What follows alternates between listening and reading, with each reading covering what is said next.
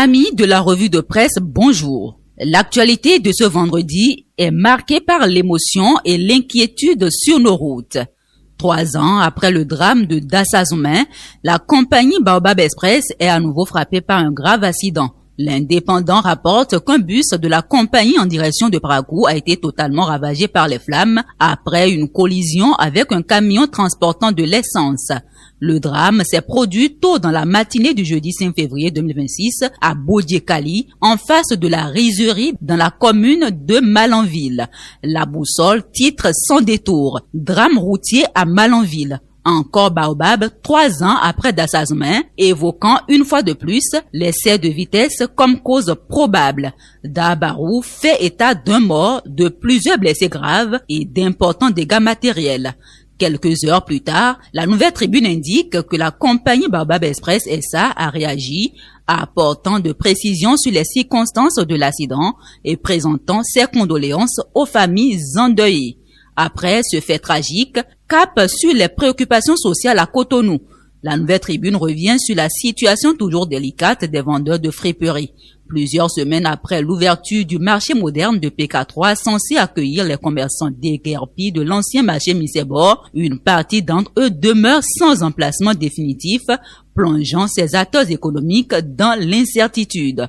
Changement de registre avec la vie institutionnelle. À l'Assemblée nationale, la mémoire parlementaire est à l'honneur.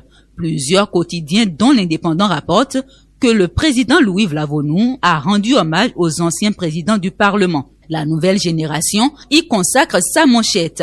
Après maître Adrien Roumbédi, le mercredi 4 février, Bruno Amoussou, Antoine Idi Kolaolé et Mathurin Kofi Nango ont été honorés le jeudi 5 février 2026.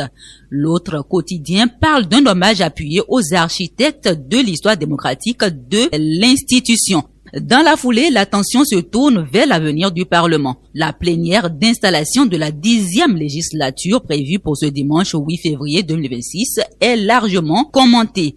Le Télégramme et l'Observateur annoncent 2 points inscrits à l'ordre du jour.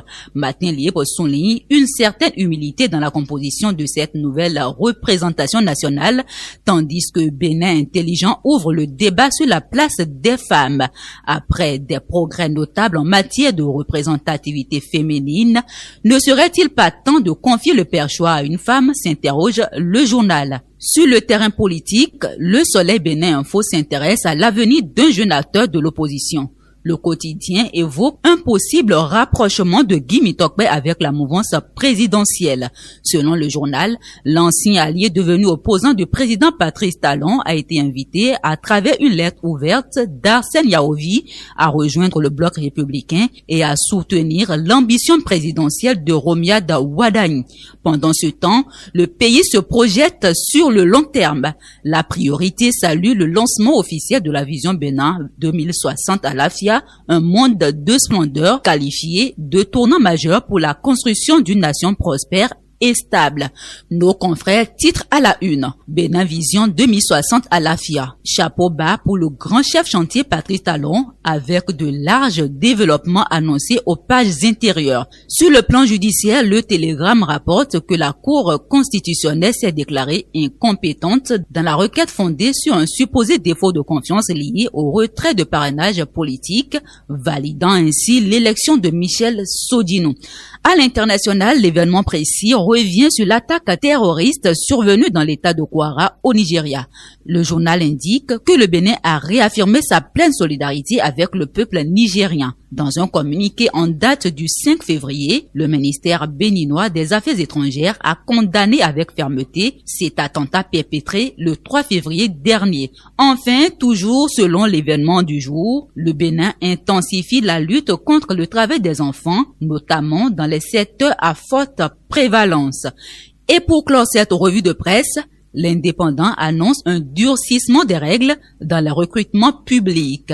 Dans la lutte contre les faux diplômes, les attestations sont désormais rejetées des dossiers de candidature. Fin de la revue de presse. Merci de votre aimable attention.